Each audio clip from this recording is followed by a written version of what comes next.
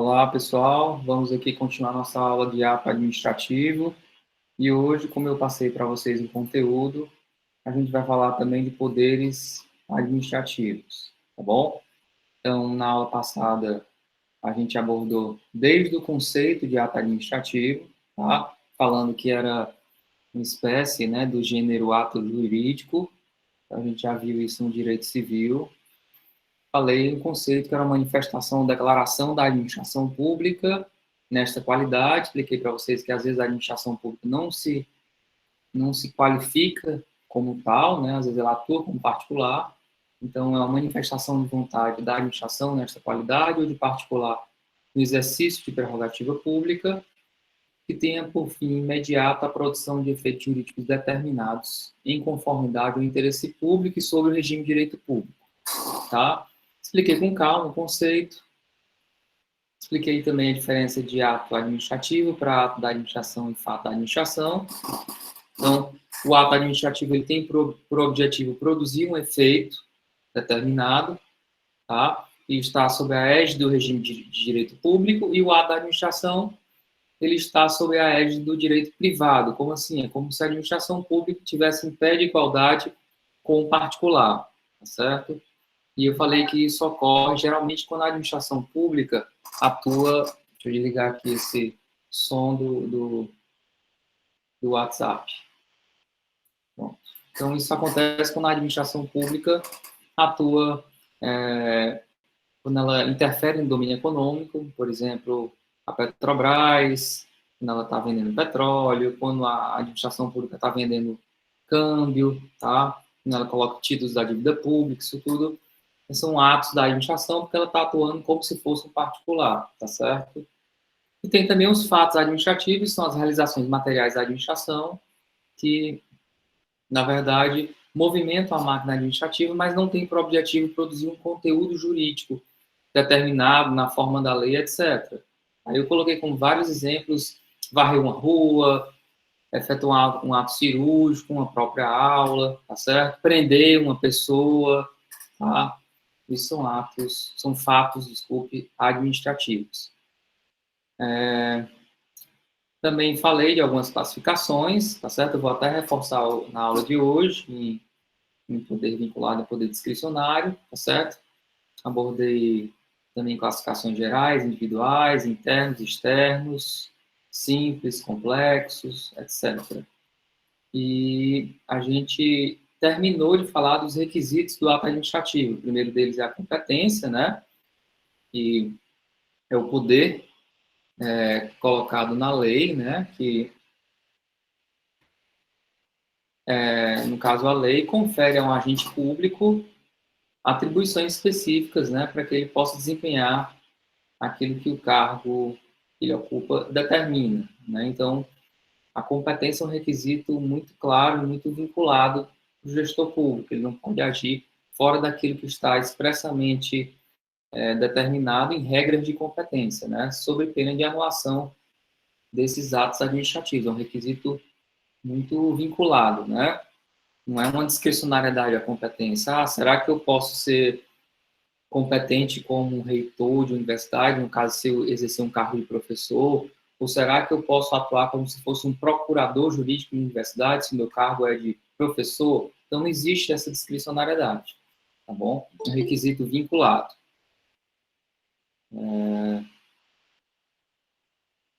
Só uma observação. Alguém pediu para participar da aula, só que saiu aqui o convite. Enfim, se a pessoa clicar novamente, eu autorizo. Pronto. Falei que a competência ela pode ser objeto de ratificação, convalidação, né, com as exceções que eu coloquei. Falei também do segundo requisito: primeiro, competência; segundo, finalidade. A finalidade geral do ato administrativo é o interesse público, mas existe uma finalidade específica, né, que é um objeto direto, ou seja, o resultado que vai ser alcançado, e ele está previsto na lei, tá bom? Aquilo que a lei determina que é necessário para a prática daquele ato, tá bom? Então, o vício, a ausência dessa finalidade, vai tornar o ato nulo, insanável, tá? Não tem como você convalidar ou corrigir se isso não satisfez o interesse público, se isso que eu estou dizendo é um ato administrativo, tá bom? Ele não tem um requisito essencial. Falei também da forma. O requisito forma para alguns autores é um requisito vinculado, para outros ele é vinculado ou discricionário, vai depender da lei, tá bom? Porque como eu estou falando de forma de ato administrativo, vai depender do ato administrativo. Existe o ato administrativo, licença maternidade. Existe o ato administrativo, licença para construir. Existe o ato administrativo, porte de arma. Tá? Existem vários tipos de atos. Então, alguns deles vão ter requisitos objetivos claros determinados na lei. Uma multa de trânsito, uma multa tributária, uma multa ambiental. Só que outros não. Por exemplo, no processo administrativo disciplinar, nem todos os atos eles são completamente descritos na lei do processo administrativo disciplinar. Então, o gestor ele vai ter uma certa discricionariedade para a condução de um processo disciplinar, tá bom? Então, ele pode ser um requisito tanto discricionário como vinculado, vai depender da lei. Lembrando que quando a lei não colocar uma forma determinada, a forma é um tanto quanto livre, desde que alcance, claro, o interesse público, tá? Para a prática do ato. Falei também que o motivo é um terceiro requisito, né? O motivo, aliás, o quarto requisito, o motivo é a causa, né? A situação de fato de direito que vai autorizar a prática do ato. Então, por exemplo, qual o motivo de um servidor tirar licença paternidade, ser pai, né? Então, se não tiver esse motivo, se ele for inexistente, o ato vai ser também nulo, como eu falei para vocês, tá bom? E, por fim, um objeto que eu não considero muito como um requisito em si, porque ele é o próprio conteúdo do ato administrativo, tá bom? Então, ele se mistura com o conteúdo do ato, tá? Então, continuando aqui como inovação da matéria, eu vou falar de atributos do ato administrativo, tá bom? A doutrina coloca, em geral, 4 atributos do ato administrativo: presunção de legitimidade, imperatividade, auto-executoriedade e tipicidade. Vocês podem acompanhar aí com o material que eu passei para vocês. Então, a presunção de legitimidade, o próprio nome, alguns autores agora gostam de falar de presunção de legalidade, né? Ou seja, os atos da administração, ele presumem-se válidos. Como assim, professor? Uma multa de trânsito, vamos dar um exemplo bem fácil. Uma multa de trânsito, por mais absurda que ela possa ser, enquanto ela não for anulada, ou o particular que for prejudicado com essa multa não requerer essa anulação, tá? Ela tem uma eficácia de validade, é uma presunção de legalidade, ou no caso, como eu coloquei para vocês, de legitimidade. Então, todos os atos da administração, eles são presumidamente válidos. Claro, né?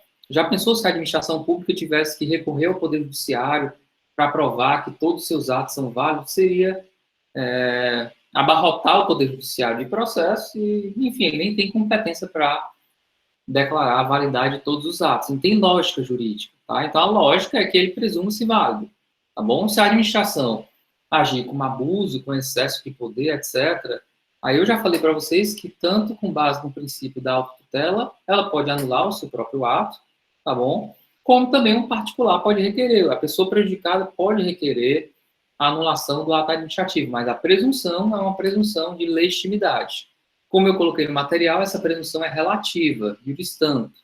Não é uma presunção juri et juri que não se admite prova em contrário. Ela admite prova em contrário, tá bom? Se eu receber uma multa de trânsito, um exemplo que eu venho sempre colocando, dizendo que eu estou dirigindo um carro sem capacete, mais absurdo que seja a multa, vai chegar o boleto, o auto de infração vai ser lavrado, vai chegar o boleto. Se eu não recorrer, então o ato vai permanecer válido, tá bom?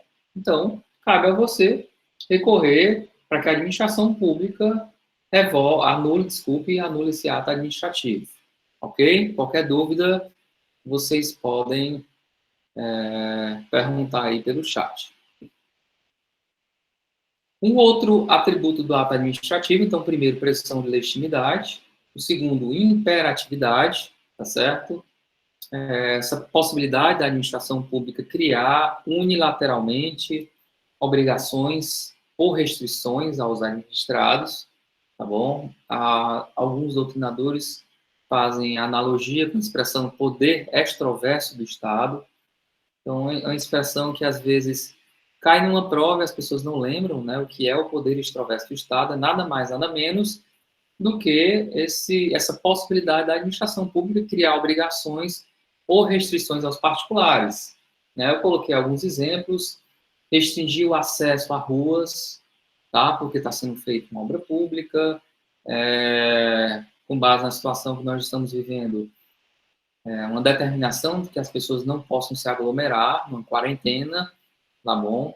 Mesmo que seja para ir para o supermercado, etc. Então, o poder público pode chegar lá, obrigar, ó, se afastem uns dos outros, tá bom? Então, ele pode criar essas obrigações, tá bom? É claro que ele também não vai criar uma situação jurídica que venha a constituir um direito para uma pessoa, tá bom? Ele não vai, a partir dessa imperatividade, constituir, por exemplo, a partir de hoje você tem uma autorização para usar esse espaço público. Não, não é para isso. Até porque uma autorização para que uma permissão para usar um espaço público, uma banca de revista, etc., isso vai derivar, às vezes, um processo licitatório, enfim, uma série de atos que vai ensejar essa formalidade, tá bom? Mas atos mais simples é admitida essa imperatividade, tá?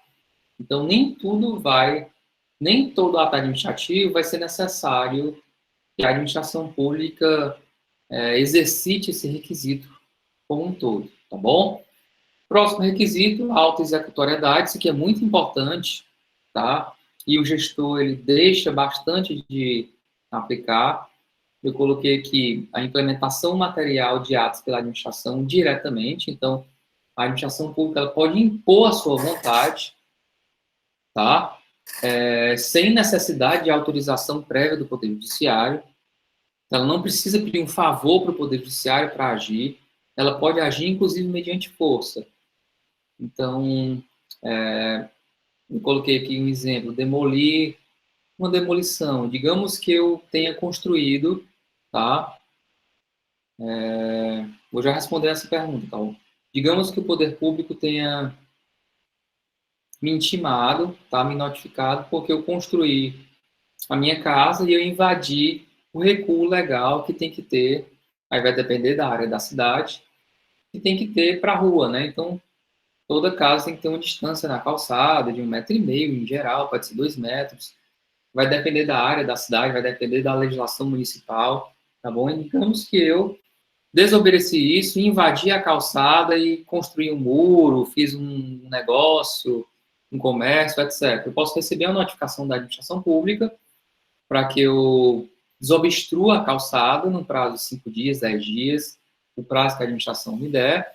E aí, se eu não obedecer aquela determinação do poder público, ela vai chegar lá com um trator e vai derrubar lá o meu muro, o meu comércio, tá bom? Ela não precisa entrar com ação para provocar o poder judiciário, tá certo? Eu me lembro muito bem que no município de Fortaleza foi construído um viaduto e a prefeitura, um viaduto próximo ao shopping Iguatemi, isso gerou uma controvérsia danada.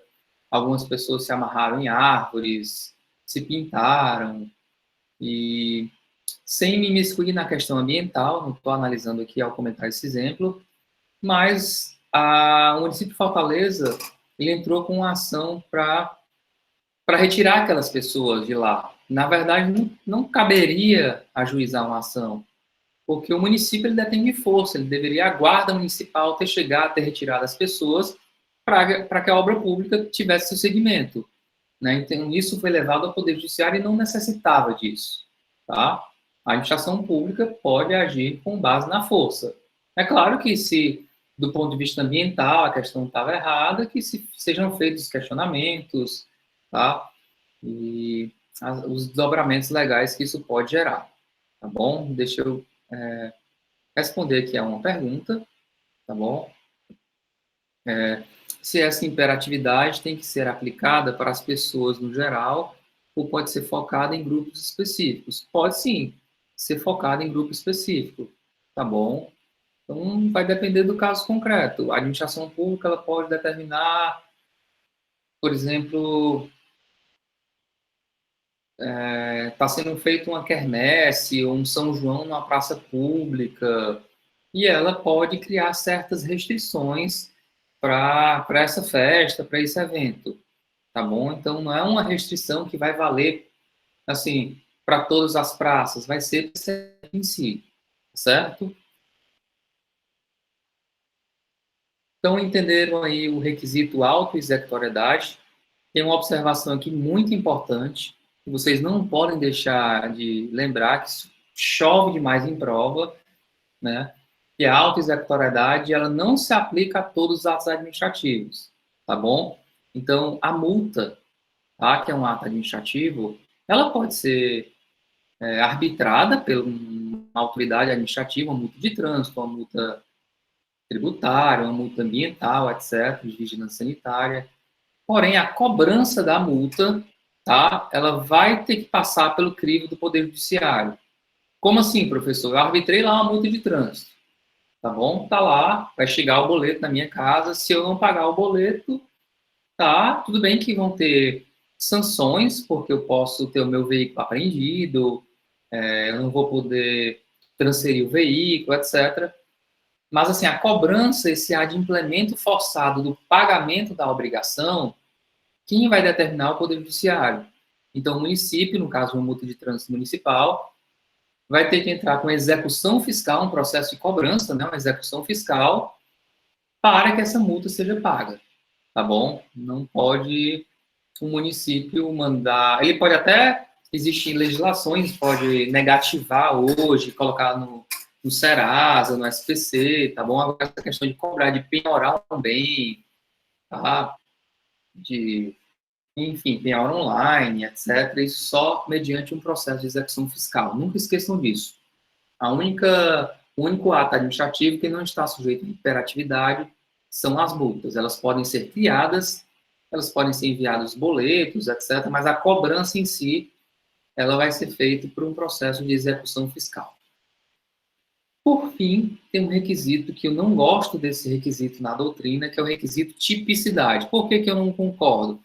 A professora Maria Silva Zanella de Pietro coloca esse requisito dizendo que é um atributo do ato administrativo e esses atos eles devem corresponder a uma figura definida previamente pela lei. Na verdade, isso aí se identifica mais com a ideia de legalidade, né? Então, que os atos devam corresponder a uma figura definida pela lei. Mas isso aí, na verdade, é a ideia de princípio da legalidade que a gente abordou. Eu não entendo isso como um atributo, porque todo ato administrativo, a priori, ele tem que corresponder a uma figura legal, sob pena de violar a legalidade, tá bom? Então, abordados os aspectos dos atributos dos atos administrativos, vamos agora falar da questão da extinção dos atos administrativos, tá bom? Então, na verdade, os atos administrativos, eles vão permanecer no mundo jurídico até que algo seja capaz de alterar essa situação, né? Então, como é que a gente vai retirar do mundo jurídico um ato administrativo? A gente tem algumas espécies de extinção, tá? A doutrina coloca outras. Essas três são as mais importantes, tá bom? A anulação de um ato administrativo, que é uma anulação de ato administrativo. É algo muito simples. Eu até já falei quando abordei a ideia de autotutela. Falei da súmula 473 do Supremo, que a administração pública pode anular seus próprios atos, não é anulação, quando um ato foi evado de legalidade, ilegalidade. Então, se o ato foi ilegal, ele tem que ser anulado, tá bom? Detalhe, nunca esqueçam disso. Não confundam anulação com revogação. Eu vou já chegar na revogação, tá certo? Eu também já abordei com vocês a questão de vícios, né, dos atos administrativos. Então, se a competência, finalidade, forma, motivo, objeto, se algum desses requisitos não for cumprido, esse ato ele vai estar sujeito a uma anulação, tá certo? Agora, esse vício de legalidade, ele vai poder ou não ser sanado. Vai depender do caso. Eu falei para vocês que o requisito competência, tá? Ele vai poder, no caso, ser objeto de convalidação, salvo aquelas exceções que eu já abordei aqui com vocês. Por exemplo, o requisito competência não vai poder ser objeto de convalidação se for uma competência privativa, ou então se for de outra matéria, isso não tem como convalidar, tá? Mas, se for a questão de um ato que foi um vício de um superior para com o inferior, então o inferior fez um ato que era de competência do seu superior e não era uma competência privativa, então isso vai poder ser convalidado. Bom, detalhe, a anulação de um ato administrativo vai gerar um efeito jurídico. Qual é esse efeito jurídico? Tá? Vai depender do tipo de ato administrativo. Então, coloquei aqui que os efeitos deles vão ser ex tunc ou retroativos. O que é que isso vai significar? Então, por exemplo, digamos que eu, professor, receba, fosse assim, amigo pessoal do reitor, digamos, e eu peço ao reitor da universidade na qual eu leciono que ele me concedesse uma gratificação de pró-reitor, tá bom? Então ele vai lá, chega no setor pessoal, bem informalmente, ó, eu quero que coloque aí no sistema que o professor Felipe Braga Albuquerque vai receber a gratificação de pró-reitor. Aí o subordinado dele, com medo, né, enfim, coloca lá. Depois de algum tempo, o Tribunal de Contas ou Controladoria, verificando essas questões, ela constata que eu não tenho, né, não exerço o cargo, eu não teve a nomeação para o cargo de pró-reitor, enfim, os requisitos legais. E eu passei 3 meses recebendo uma gratificação de pró-reitor. Então, a partir do momento que a administração pública anula, tá certo? Esse ato, através de um tribunal de contas, enfim, ou ela mesma anula, ou através até mesmo do Poder Judiciário, tá? Então, quando ela anula o ato, esse ato é como se ele não tivesse produzido efeito algum. Ele é desconstituído desde o início. Então, se o efeito produzido foi me pagar 3 meses, ou 4 meses, ou 6 meses, ou 20 meses, esse efeito vai ser todo desconstituído. Eu vou ter que devolver ao poder público esses 20 meses, 4 meses, etc., de gratificação que eu recebi. Ok? Contrário, se o reitor é meu inimigo, tá? E ele manda lá no setor pessoal que seja retirada uma gratificação pela qual eu tenho direito. E eu passo 2 meses, 6 meses sem receber e entro com um processo e consigo a anulação desse ato administrativo, tá bom? Nesse caso, a anulação do ato vai ter um efeito, né, retroativo, e se eu passei 6 meses sem receber, eu vou receber retroativo 6 meses dessa gratificação que foi abusivamente retirada, tá bom? Coloquei uma observação aí que, de acordo com a Lei 54 do artigo 54 da Lei de Processo Administrativo Federal, Lei 9784, o prazo para anular um ato administrativo é de 5 anos, tá bom? Então, se receber uma multa de trânsito, ou, enfim, está sendo prejudicado, vai ter que ajuizar uma ação no prazo de 5 anos, sob pena de ocorrer, no caso, a perda do seu direito de ação, ok? Revogação. Revogação é a retirada do mundo jurídico de um ato legal, só válido, tá bom? Mas que ele se tornou inoportuno ou inconveniente. Então, lembrem que a anulação é a retirada de um ato ilegal. A revogação é a retirada do mundo jurídico de um ato legal, tá? Então, a revogação ela só ocorre para atos discricionários, nunca esqueçam disso, tá bom? E a anulação não, pode ser para um ato vinculado ou discricionário. Então, eu já dei esse exemplo para vocês, eu vou repeti-lo. Digamos que eu tenha uma permissão para usar um espaço de uma praça pública, para colocar uma banca de revista, um quiosque, etc. E aí o poder público, no local que eu exerço minhas atividades, está construindo a estação de metrô, ou vai fazer uma reforma na praça, vai colocar uma, uma fonte, uma árvore, não interessa. Tá? Ou seja, se a administração pública constatar que não é mais conveniente ao interesse público manter aquela banca lá, tá certo? Ela vai me notificar dizendo daqui a 30 dias, daqui a 60 dias você vai ter que tirar a sua banca de revista, etc.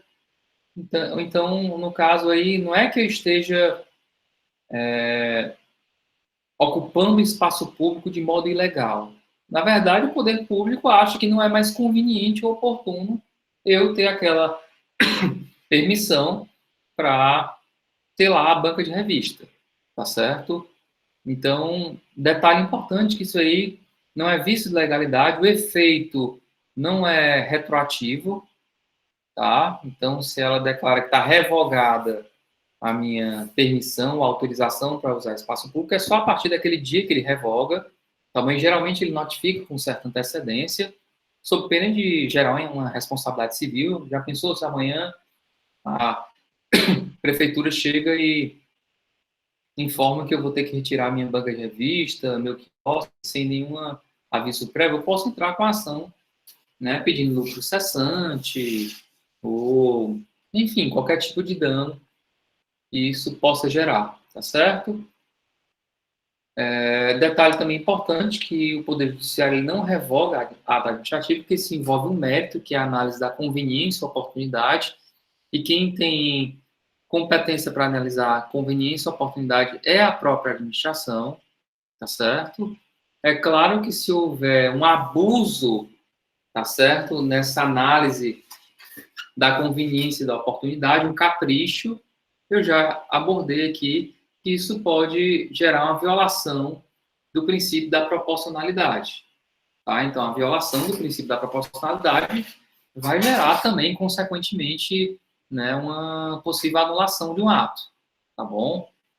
Então, por exemplo, se eu tenho uma permissão para ter uma banca de revista numa praça, e aí a administração pública manda uma notificação e não coloca motivo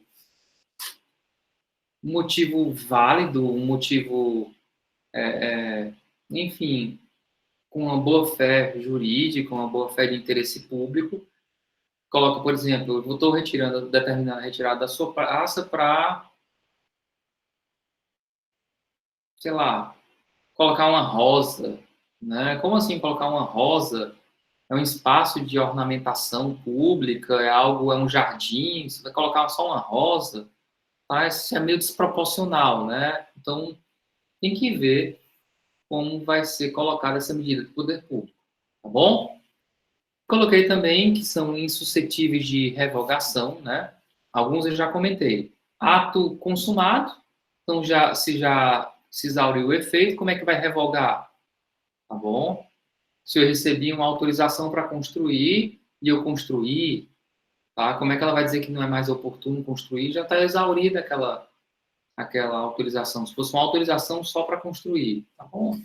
Ato vinculado, não está sujeito à revogação, só discricionário. Atos que já garantiram direitos adquiridos, inclusive também não pode ser nem anulado, tá? E atos que integram um procedimento, que é uma sucessão de atos, tá bom? Vai gerar uma preclusão. É claro que se houver a violação de um requisito forma, tá bom? O requisito forma é um requisito de legalidade. Então, isso pode gerar a anulação, mas revogação não. Tá bom? Requisito, a revogação é uma questão que envolve conveniência e oportunidade. Então, você não pode depois dizer que não era conveniente uma audiência naquele dia, era para ser em outro dia, aí depois teve uma outra audiência, tá? E você não questionou, aí nas alegações finais de um processo administrativo, você vai querer criticar a audiência naquela data. Tá? Digamos que tem uma audiência nessa época de pandemia, etc. Aí a audiência ocorre, tá bom?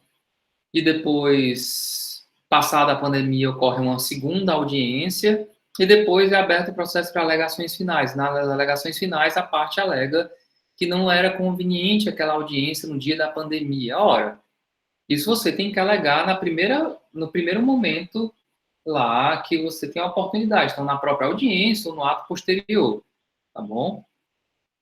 Então vai ocorrer essa preclusão, você não pode mais questionar, tá? Por fim, a extinção dos atos administrativos pode ocorrer também mediante a cassação, né? Na verdade, eu acho que a cassação, ela é também uma forma de anulação, tá? Eu não vejo assim como uma extinção autônoma. A doutrina sempre coloca esse conceito, né, em geral, que a cassação ela ocorre quando é dado um ato administrativo e o beneficiário deixa de cumprir os requisitos que deveria permanecer atendendo. Aí esse exemplo é sempre dado nos livros, a cassação de uma licença para construir. Então, se eu tenho uma licença para construir um edifício, lá de 20 andares, e a licença diz que eu tenho que colocar aquele véu, né, aquela capa, a partir do terceiro andar, etc., que é para não cair detrito, que eu não posso colocar material de construção na calçada, coloca lá uma série de requisitos. Então, se eu deixo de cumprir com aqueles requisitos, eu vou ter cassado a minha licença para construir. Ora, se eu não coloco lá o véu, se eu coloco material de construção na calçada, na verdade isso é uma ilegalidade. Isso é uma anulação.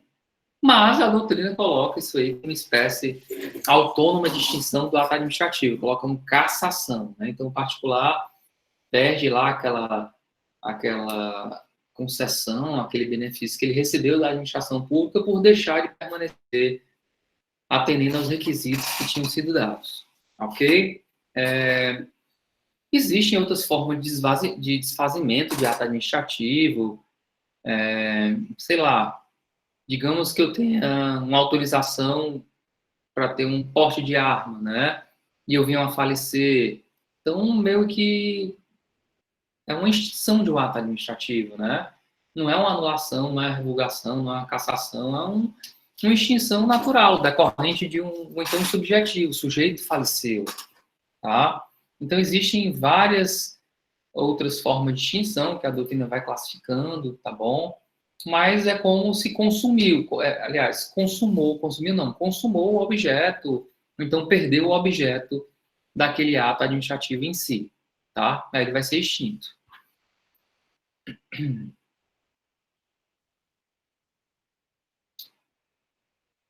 que mais? Então, sobre ato administrativo, esses são os aspectos mais importantes que eu queria colocar para vocês, tá bom? Eu poderia também falar de convalidação, mas eu já abordei esse assunto quando eu estava discutindo os requisitos do ato administrativo, tá? E, enfim, vamos aqui para uma outra matéria que é muito importante. Na verdade, essa matéria aqui, a depender do autor do direito administrativo, ele fala antes de ato administrativo, alguns falam depois, tá bom? Enfim, não vai ter problema do ponto de vista didático a gente abordar isso agora, tá? A gente vai falar de poderes administrativos.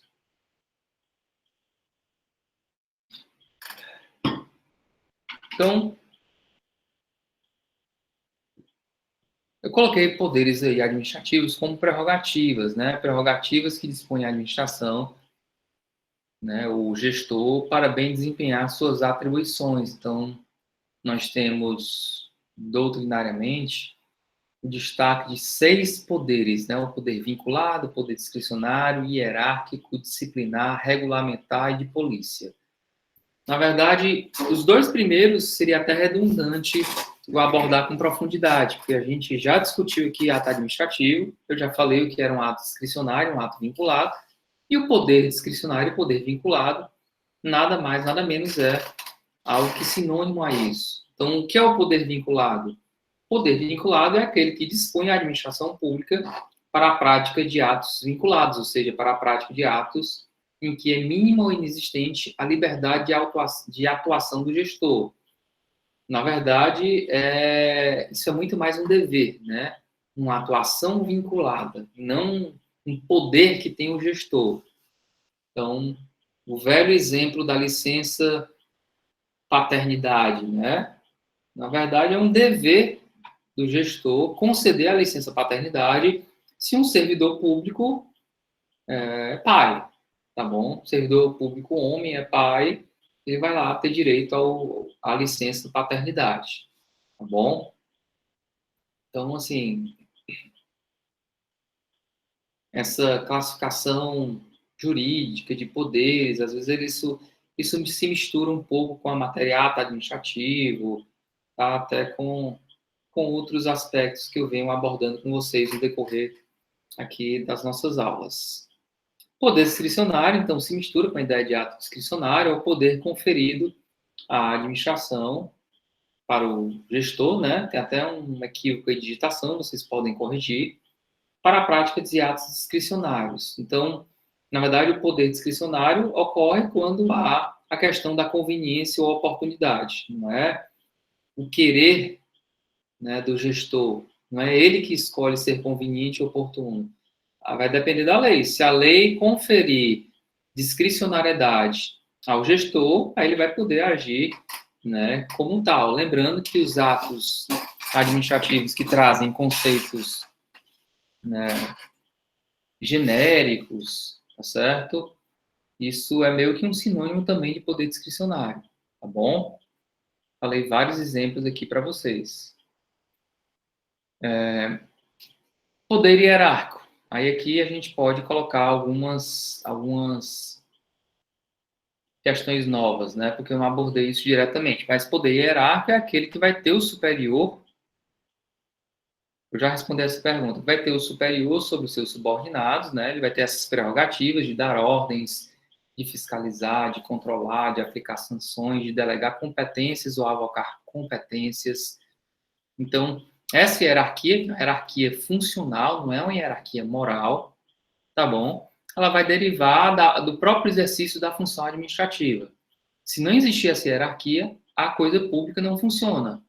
Então, dentro de uma universidade, se não existir um chefe de departamento, um diretor, etc., então, por exemplo, o professor Felipe Braga hoje está lecionando a disciplina de Direito Administrativo, e aí a chefe de departamento determina que ele, no próximo semestre, também lecione, além do Direito Administrativo em 2 turmas, manhã e noite, ele lecione, sei lá, Direito Constitucional, algo dessa natureza. Na verdade, eu tenho que me subordinar ao gestor, porque eu estou sujeito ao regime jurídico de direito público, é de interesse público eu lecionar essa outra disciplina, porque, digamos, um professor tirou licença médica, uma professora está licença maternidade, então eu não posso alegar que eu não quero, que eu não acho conveniente, enfim. Tá? Isso faz parte da relação hierárquica que existe na administração pública.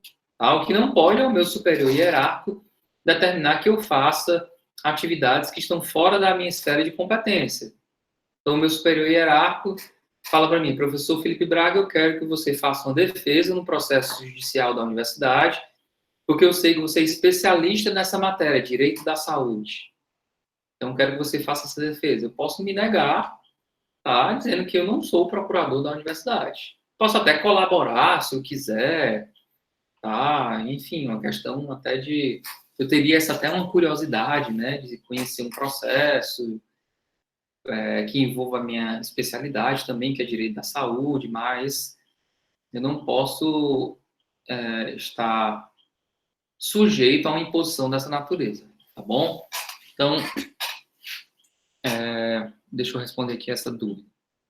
Professor, se 2 atos administrativos diferentes, fundados em competências diversas, forem feitos com o mesmo efeitos opostos, qual critério deve se utilizar? Tá bom? Aí vamos ter que ver aí se temos 2 atos administrativos com competências diversas. Por exemplo, digamos que o professor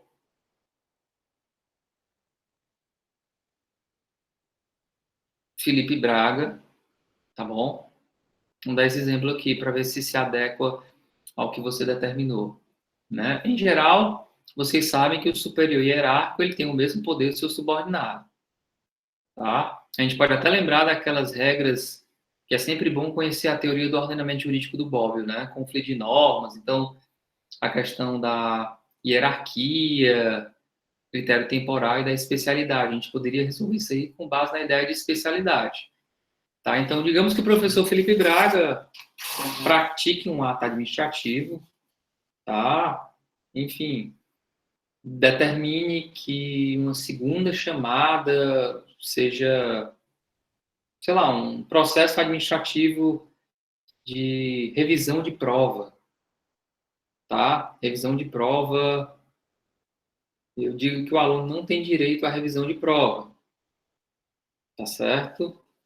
E aí o meu superior hierárquico vem lá e também determina que, então, de maneira contrária ao que eu solicitei, ele vai lá e diz que o aluno tinha direito, né? Na verdade, isso dificilmente acontece, porque se isso ocorrer, para que o meu superior hierárquico tenha feito isso, o correto teria que ter tido um recurso administrativo, tá bom? Mas se ele se miscui nessa atividade, eu posso até abordar uma questão de ilegalidade aí, tá? Porque, na verdade, a prova, ela tem todo um rito, então eu decido esse recurso, e se não a parte estiver insatisfeita, ela recorre ao superior. Tá? Então, se o superior já julga a questão, expede um ato administrativo sem, no caso, um recurso, né?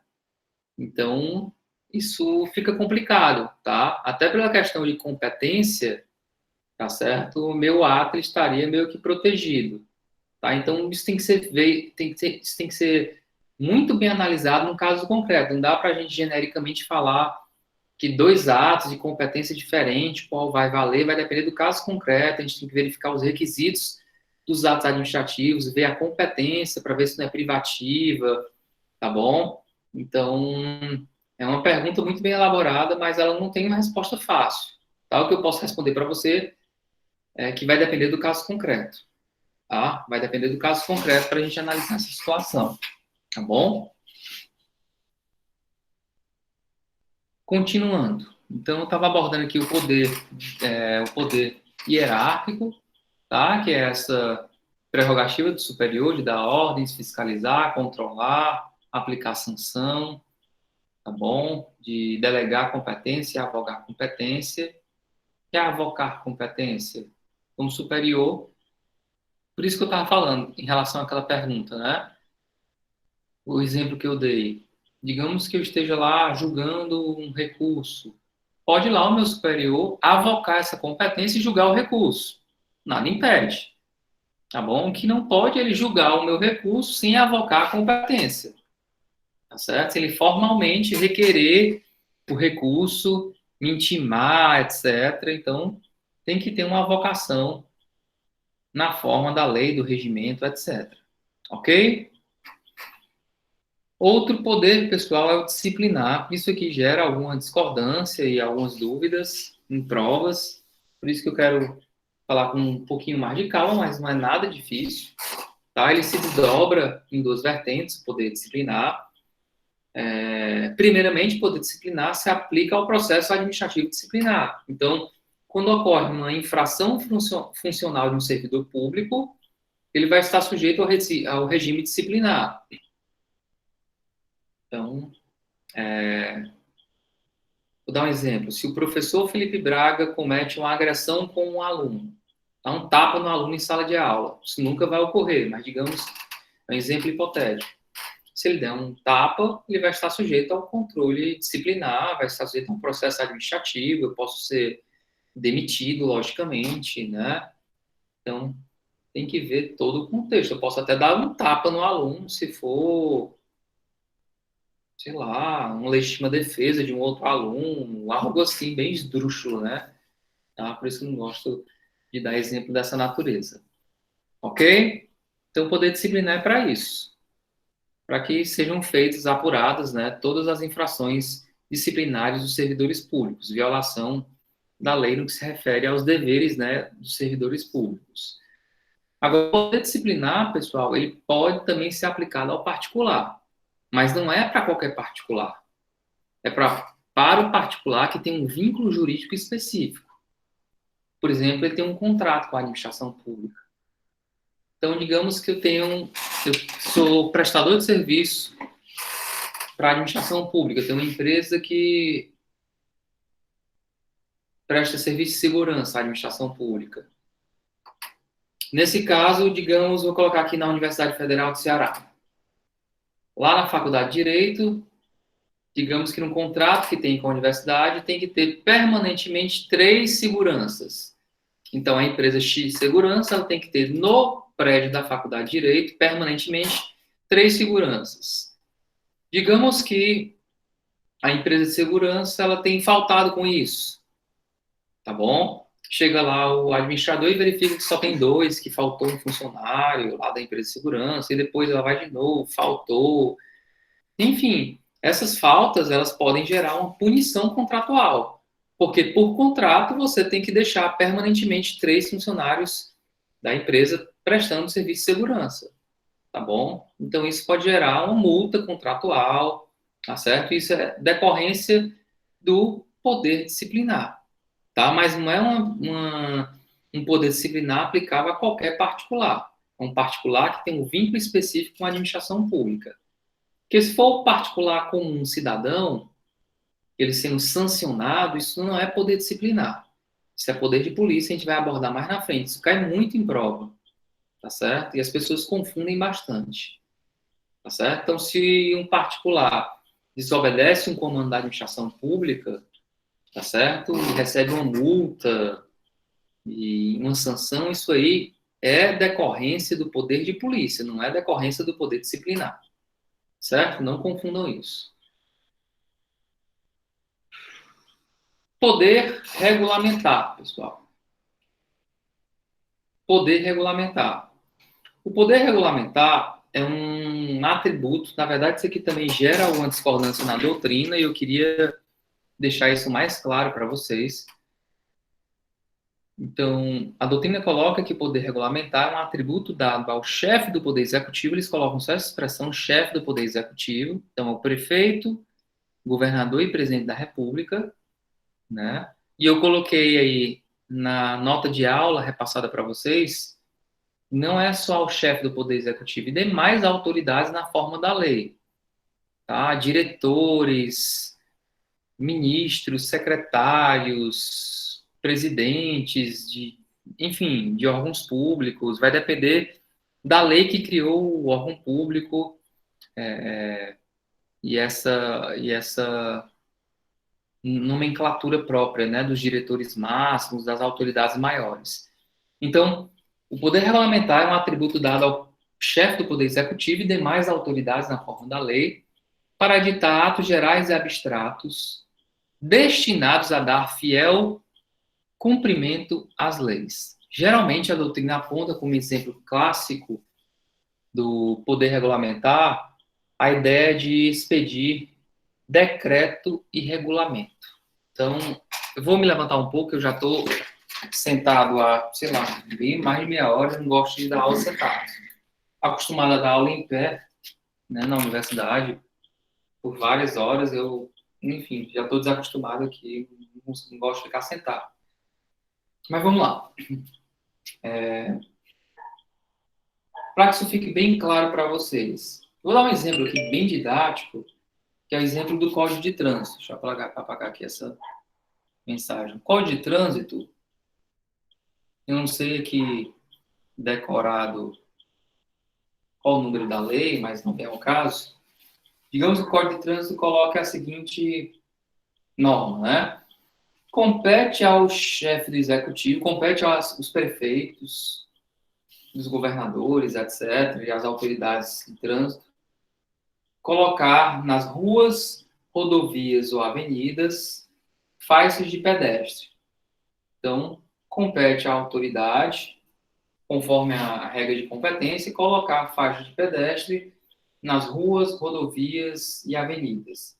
Digamos que o Código de Trânsito seja genérico ou não deixe claro como é que são os requisitos dessa faixa de pedestre.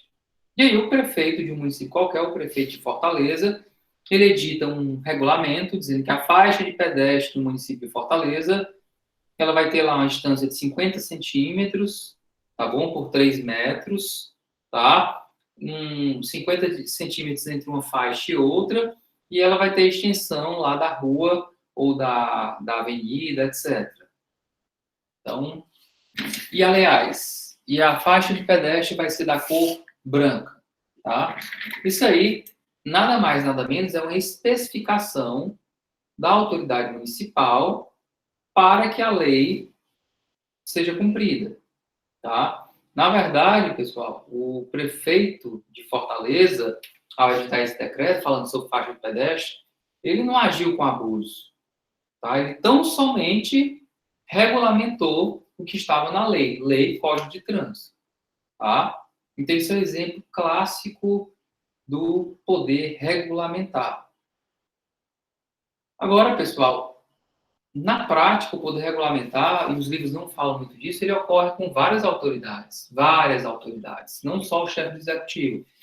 Então, quando são elaboradas portarias, resoluções normativas, tá, genéricas, isso é uma forma de regulamentar a lei, regulamentar até um próprio decreto, tá? Essa é uma expressão do poder regulamentar que ela ocorre amplamente na administração pública, tá bom? Vou já falar do decreto autônomo, mas antes disso eu queria responder aqui uma pergunta do Renê, perguntando se o poder disciplinar pode se aplicar a um mesário de eleição, mesmo sendo ele um agente público passageiro. Sim, pode se aplicar, tá bom? Agora, eu tenho que ver como seria, nesse caso, a sua pergunta com mais calma. Por exemplo, digamos que um mesário de eleição cometesse uma arbitrariedade, ele seria sujeito a um processo disciplinar? Não, né? Não. No caso, ele não estaria sujeito a um processo disciplinar porque ele vai estar lá na administração pública só naquele dia. Mas ele pode estar sujeito a um crime, né?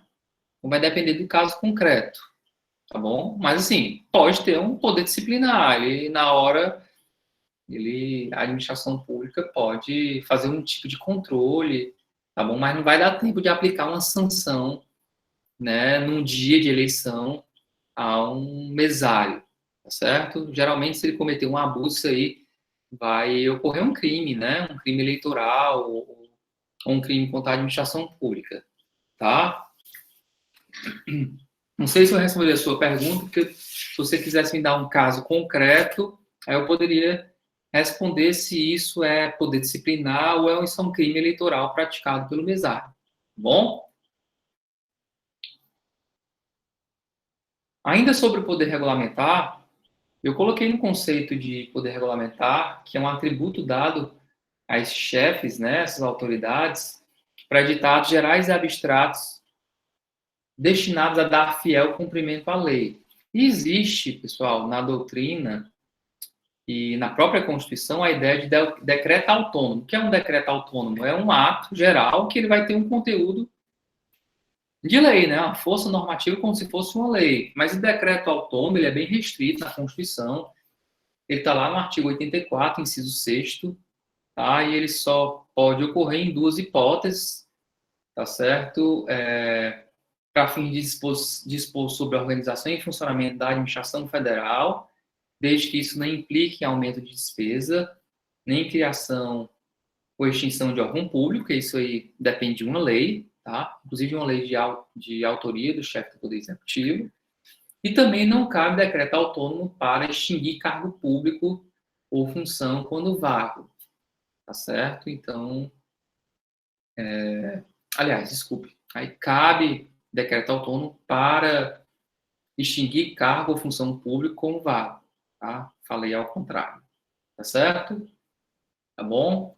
Então, nessas duas hipóteses, é admitido o decreto autônomo para dispor sobre a organização e funcionamento da administração pública, desde que não implique aumento de despesa, que se for aumentar a despesa, se for criar cargo, vai depender de uma lei, e para extinguir cargo ou função, que aí não é aumento de despesa, extinguindo o cargo, né?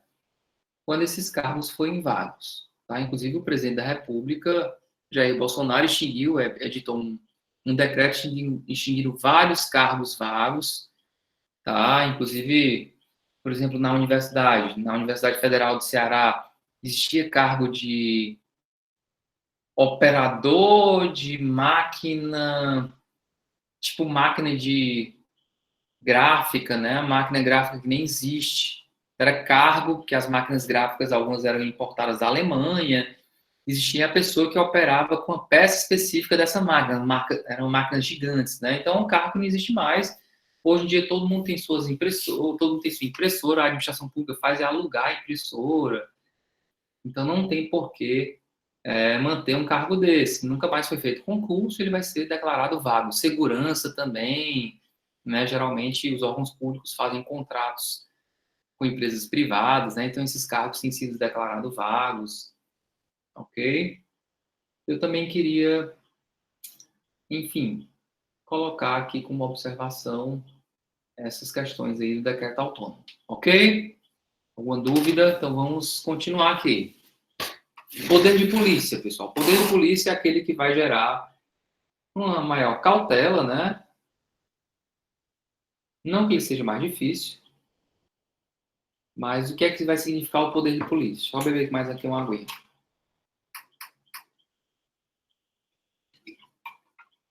Poder de polícia é o que dispõe a administração para, na forma da lei, condicionar ou restringir o uso de bens, o exercício de direitos e a prática de atividades privadas, visando proteger os interesses gerais da coletividade. Eu vou dissecar aqui esse conceito.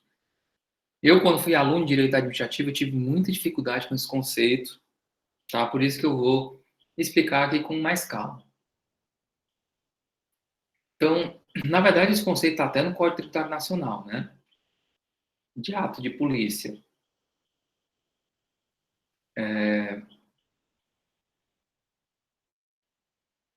Na verdade, meus amigos, vamos aqui falar com calma. É o poder que dispõe a administração pública para, na forma da lei, na lei, não é a discricionariedade do gestor, então ele, na forma da lei, vai condicionar ou restringir o uso de bens. Vamos dar exemplo disso. Como é que eu condiciono o uso de bens? Por exemplo, ou restringo o uso de bens. Um veículo. Eu posso condicionar o uso de um veículo. Você vai ter que ter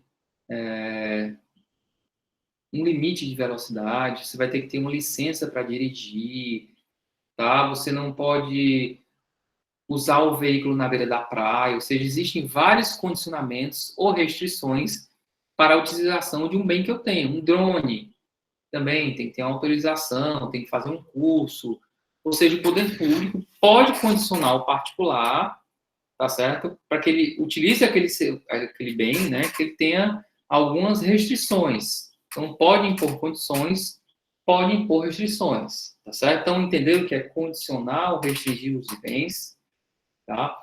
Também ele pode condicionar ou restringir o exercício de direitos, tá? Ou a prática de determinadas atividades privadas, tá? O exercício do direito de dirigir, ou a prática de atividade privada, por exemplo, uma festa, sei lá, eu quero organizar uma festa, o poder público pode restringir a organização dessa festa, tá bom?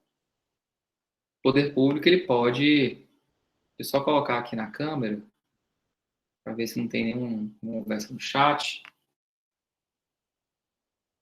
e saber se está tudo ok. Tá tudo ok aí. Vocês nunca mais me deram um retorno aí do áudio, do vídeo, tá tudo bem, pessoal?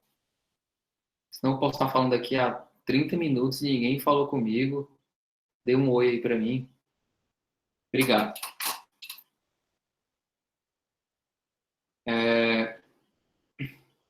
Então, voltando aqui ao poder de polícia, né? Uma determinada atividade privada, eu quero organizar uma festa, a administração pública pode restringir aí essa atividade privada, tá bom? Já pensou, eu quero organizar uma festa na minha casa?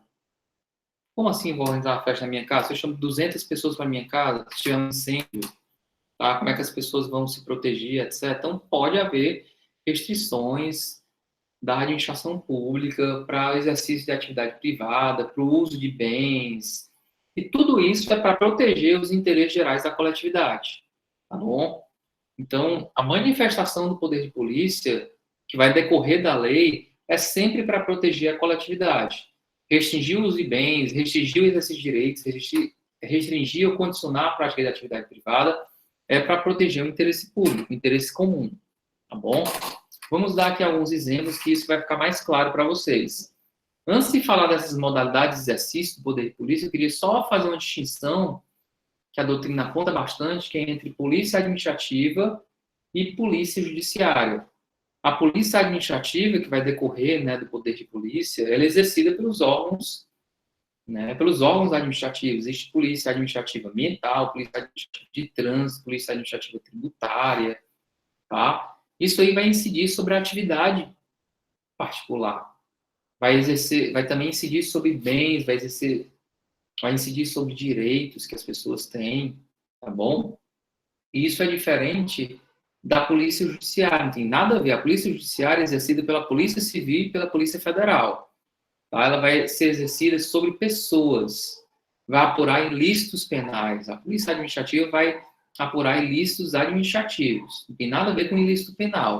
É claro que, pessoal, isso aí a gente vai ver bastante uma determinada conduta de uma pessoa pode gerar um ilícito administrativo, um ilícito penal e um controle da polícia administrativa e da polícia penal, tá? Da polícia judiciária, no caso. Então, por exemplo, se eu, sei lá, despejo óleo num rio, tá bom? Isso tanto vai ser um crime ambiental, como vai sujeitar o autor à prática de infração administrativa ambiental. Vou estar sujeito também ao controle para recuperar o meio ambiente, uma série de medidas administrativas, bem como responder por um crime. Tá? Só que a gente não pode confundir os órgãos que vão fazer o controle da polícia administrativa, sei lá, IBAMA, Secretaria Estadual do Meio Ambiente ou Municipal, bem como a polícia civil que vai apurar esse crime ambiental. Ou federal vai depender, né, do crime ambiental, certo? Então, essa diferença entre polícia administrativa e polícia judiciária é importante. Mas vamos aqui falar das modalidades de exercício do poder de polícia. Ele pode ser exercido preventivamente, tá? Como assim preventivamente, professor? Alguém tem uma sugestão? Então, para evitar, pessoal, que ocorra prejuízo à coletividade, a administração pública ela faz uma série de regulamentações, a lei, né, faz uma série de exigências para que o particular, quando for agir, ele não traga prejuízo para a coletividade. Então, esse exercício preventivo, a doutrina coloca, ele pode se dar de duas maneiras. Através de uma licença, que é um ato administrativo vinculado, tá bom? Então, por exemplo, uma licença para construir. Para que existe licença para construir, pessoal? É para que eu não pegue o meu bem e faça uma construção qualquer, e isso gere um desabamento e um prejuízo maior para a coletividade. Tá? Então, para se prevenir, é que o poder público, através da lei de uso e ocupação do solo, do Estatuto da Cidade, etc., coloca vetores para a construção. Tá? Então, o particular que quiser construir, ele vai ter que se adequar às normas de construção. Agora, se o particular se adequar a todas essas normas, ele vai ter o direito subjetivo de construir. Tá? Se eu apresento um projeto arquitetônico, se eu apresento um projeto que tenha lá hidrossanitário, corpo de bombeiro, todos os requisitos que a legislação me coloca, e tudo está lá de acordo com a lei, eu vou ter direito a construir lá a minha casa, meu empreendimento comercial, etc. Tá bom? Então, a licença é uma forma preventiva de evitar, uma licença para construir, evitar que ocorra um dano maior à coletividade. tá? Existem também alguns atos preventivos que são discricionários, tá bom? Por exemplo, o porte de arma, pessoal. O porte de arma é uma espécie de ato discricionário, é uma autorização, tá certo? E assim, não tem assim um particular que vai cumprir os requisitos para obter o porte de arma e vai obter. Na verdade, existem os requisitos mínimos, né? Você tem uma certa idade, você não ter condenação, existem uns requisitos objetivos, estão lá, vocês podem olhar no site da Polícia Federal, tá? Mas vai ter uma entrevista com a autoridade policial e ela vai olhar o seu perfil, tá bom? Então vai ser uma discricionariedade dela. Ela vai perguntar por que você está precisando do porte de arma, você sabe manusear a arma, claro que tem que ter um curso de tiro, mas ele vai perguntar o porquê dessa arma, vai verificar se você tem um perfil de pessoa ponderada, que saiba manusear uma arma, etc. Então, se ele desconfiar, ele vai negar o porte de arma, tá bom? É claro que isso é um critério, pode-se perceber que é um critério subjetivo, mas a autoridade policial tem experiência, né? Isso é a melhor forma, por enquanto, pela qual a lei entendeu como necessário para que as pessoas utilizem a arma. Eu não vou entrar aqui numa discussão sobre porte de arma, se deve liberar o uso de arma. Isso aqui não cabe na aula de direito administrativo, a gente ia passar horas e horas falando sobre o assunto. Tá bom? Então, o poder de polícia pode ser exercido preventivamente ou repressivamente. Repressivamente, pessoal, ocorre um ato ilícito pelo particular, e aí vem a administração pública repreender o particular. Como é que ela pode repreender o particular? Eu coloquei vários exemplos aqui, através de uma multa, tá? Uma multa de trânsito, tá certo? Então, você está utilizando o seu carro, o seu bem, e ela vem lá restringir, opa, você ultrapassou o limite de velocidade, você está dirigindo um carro onde não pode, você estacionou em local proibido, então multa. Pode ser também interdição de estabelecimento comercial. Então, eu não tenho autorização para exercer a atividade, então interdita, tá bom?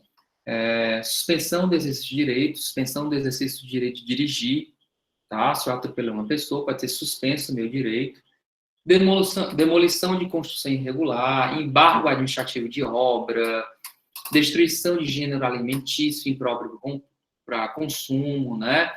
Apreensão de mercadorias, são várias manifestações correntes aí do poder de polícia repreensivo, tá bom? Repressivo, ok? É bem simples, né, esse assunto.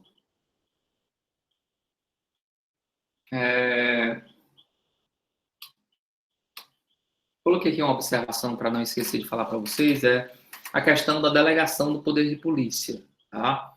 Na doutrina está meio que permitido essa delegação para as entidades da administração indireta. Então, autarquia, empresa pública com personalidade jurídica de direito público, pode exercer o poder de polícia. Agora, há um dissenso doutrinário de que uma entidade, uma pessoa jurídica de direito privado, ela não poderia receber essa delegação, né, para exercer o poder de polícia. Tá bom? A maioria da doutrina tem decisão do Supremo Tribunal Federal falando que essa delegação do poder de polícia ela não seria necessária, não seria, aliás, permitida. Tá bom? Tem outras perguntas aqui que eu não havia respondido, que eu não tinha visto, eu vou responder agora. O decreto do governador restringindo o transporte intermunicipal é exemplo de restrição de direitos? Sim. Tá bom? É uma manifestação do poder de polícia. Tá? A questão da quarentena aí pelo coronavírus, tá? É um exemplo, sim. Vamos agora terminar a matéria, poderes administrativos, falando de abuso de poder, tá bom? Então, quando ocorrer um exercício ilegítimo, arbitrário, dessas prerrogativas que foram dadas aos gestores públicos, poder hierárquico, poder disciplinar, poder de polícia, etc. Então, quando ocorrer um exercício arbitrário e legítimo, vai ocorrer uma espécie de abuso de poder. O que diabo é esse abuso de poder? Na verdade, ele se manifesta através de duas formas que a doutrina coloca, né? Através de excesso de poder e desvio de poder. E o excesso de poder é quando esse abuso decorre de um vício de competência. Então, por exemplo, um agente de trânsito da autarquia municipal de trânsito chega numa rodovia federal e começa a aplicar multa de trânsito. Então, ele não tem competência para isso. Isso foi um excesso de poder, ele agiu com abuso, tá bom? Então, isso é uma forma arbitrária, tá certo? Pode, inclusive, ensejar, pessoal, um abuso de autoridade. A lei de abuso de autoridade ela foi alterada no ano passado e tem um tipo lá penal, não sei se é lá pelo artigo 30, que coloca que agir contrário à lei, quando ele havia ele sabia dessa ilegalidade, né? Claro que um agente de trânsito municipal sabe que ele não pode multar em rodovia federal. Então, isso pode configurar um abuso de autoridade, tá bom? Então, além dessa multa ser anulada por excesso de poder, por ele fato de ele não ter o requisito competência para praticar o ato administrativo, isso é classificado como abuso de poder na espécie excesso, tá? E existe também o abuso de poder na modalidade desvio de poder ou desvio de finalidade, como o próprio nome está dizendo, né? Desvio de poder, desvio de finalidade, ocorre quando o agente, mesmo atuando dentro da sua esfera de competência, ele contraria a finalidade. Então, por exemplo, eu sou prefeito do município e eu declaro de utilidade pública a casa na qual o meu inimigo político vive para que eu construa, sei lá, uma praça, tá bom? Mas eu faço isso tão somente para atacar o meu inimigo político. Então, onde é que está presente o requisito aí de interesse público, pessoal? Por que eu vou construir uma praça no local que já tem uma praça próxima? Outra coisa, a casa do meu inimigo político é uma casa pequena, não dá nem para fazer uma praça.